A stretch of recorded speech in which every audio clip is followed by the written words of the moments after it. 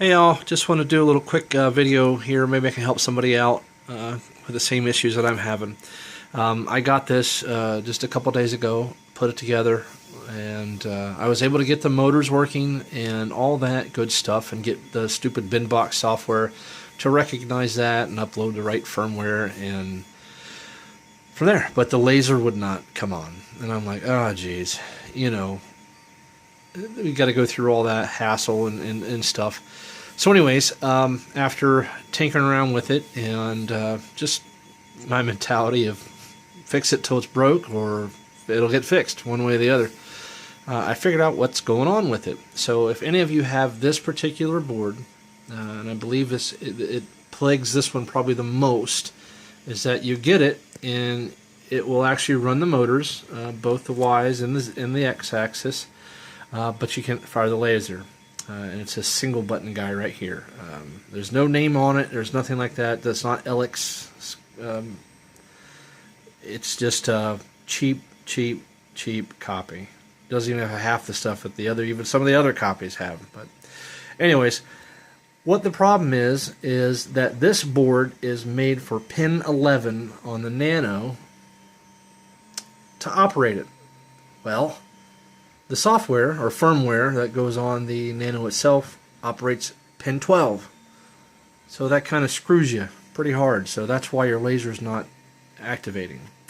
So what I did is basically figured that out and took and cut pin 11 off of my header on my Nano, and I soldered pins 12 and 11 together on the back side. If you can focus there. Come on, focus. Focus. Right there. See that?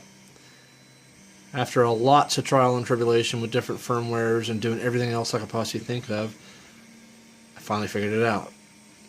So what that's done is that initiates the laser. Now, it doesn't have a pinpoint or anything like that. It is on or off. There is no be able to focus it in and that kind of thing. So when you're focusing at full power. That will take a different kind of board, something that has that low level setting on it, which this one does not have. Another issue I found is, I think, a problem that everyone has, saying that these lasers here go out after a couple days or a couple weeks, would be this fella right here. Yes.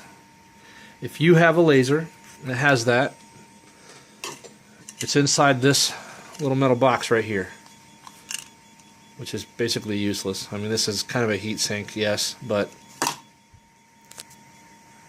when the IC and all this components here fail, this thing got super hot. I mean, it smoked pretty hard. The caps, you could hear them sizzling a little bit. That causes a problem. So I was getting voltage dropout. This is what they call a buck or a step down. It takes 12 volts in on this side and puts 5 volts out on that side. And that's what the laser requires, is 5 volts. So this thing's kind of crappy. So I had this guy here. Well, I've got 4 or 5 of them. I buy them for stupid little projects. I do all kinds of stuff with model railroading and tinkering and hobbies and things like that. So I keep a bunch of these here. And so I put that on it, and I hardwired it into my board, and I took the fan that was wired into this thing, so the fan would pulse with the stupid laser, and I hooked it to the constant fan board, or constant fan pan on the board. So now it works. I can put up a little video as well showing that it works to prove it. So maybe I can help somebody out and go from there. So if you guys have any questions, give me a ring down there at the bottom.